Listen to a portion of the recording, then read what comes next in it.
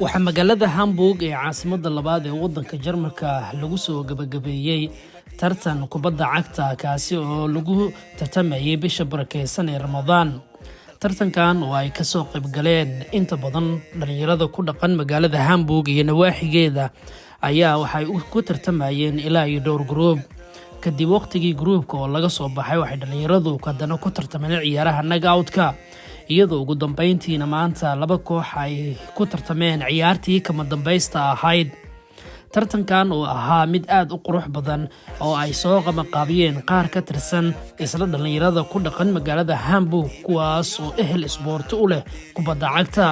tartankan waxa uu ka mid ahaa tartamada ugu quruxda badnaa ee lagu qabtay magaalada tan Hamburg intii ay ku soo bateen dhalinyarada Soomaaliyeed waxaana uu ku soo ilaaday jawi farxad iyo reereen. dhalinyaradii ka soo qayb gashay tartankaas oo ay si weyn ugu qanceen waxay dhammaantood sheegeen in hadda ay tahay bilow wanaagsan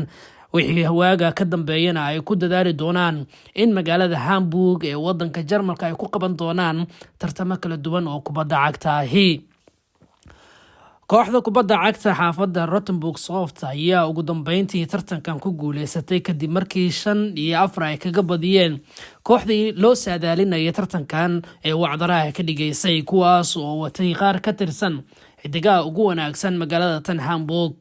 kooxda Rottenburg Soft ayaa ugu dambeyntii waxa loo caleema saaray oo ay gacanta ku dhigeen tartankii kubadda cagta koobkii quruxda badnaa iyadoo macallimiintooda kala Sharmaarka Muuse iyo Najiib Carabna ay soo bandhigeen falsafad aad u sareysa oo ay ku weeqeen kooxdii finalka la joogtay.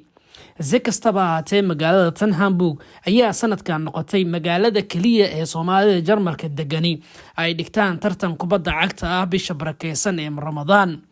waxyaabo weyn ayaa tartankan uu u hormariyay dhinaca ciyaaraha kubadda cagta ee dhalinyarada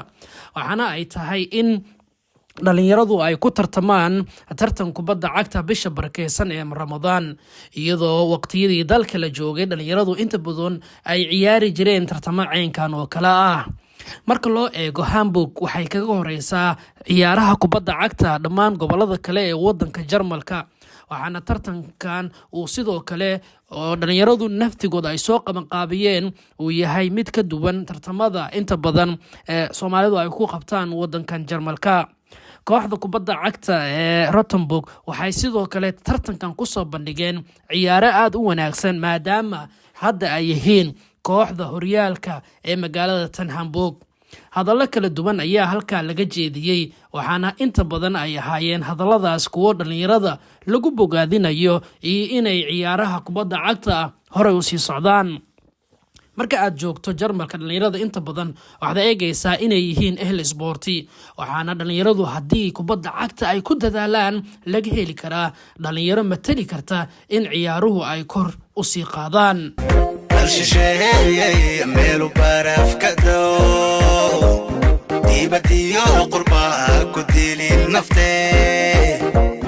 kaalay daawo dalkii araga doogsatide